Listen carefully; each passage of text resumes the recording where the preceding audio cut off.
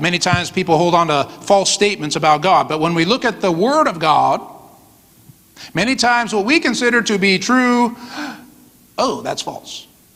Come on, when we look at the Word. When we look at the Word. So the Word of God must be the standard and not our experience, right? Many times people hold more tightly to their experience than they do onto God. Well, brother, I just not how I see it because I haven't experienced that.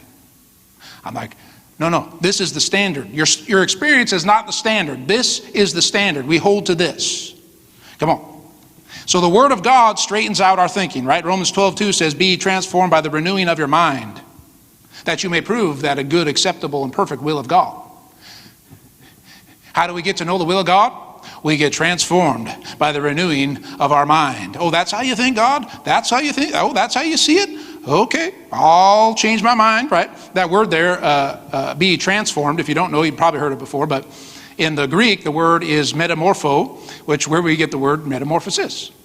Be transformed, be metamorphosized by the renewing of your mind. Often I see Christians not growing up in the things of God because they don't renew their mind with the Word of God.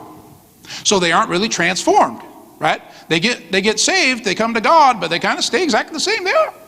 But we should be transformed, right? Paul said, be conformed to the image of Christ. That's where we're supposed to be headed. Amen? We're supposed to be conformed to the image of Christ. And I'll tell you what, we'll never do it without the Word of God. Amen? Wrong thinking, right? Wrong thinking is the cause of so many troubles in people's lives. They think wrong. And they think this is the way it's supposed to be, and this is the way, and this is the way, and so they go down a path based on wrong thinking. But when we renew our mind with the Word of God, we say, oh, this is the right path here. I was on this path, but now I understand this is the right path to be on. And we've renewed our mind.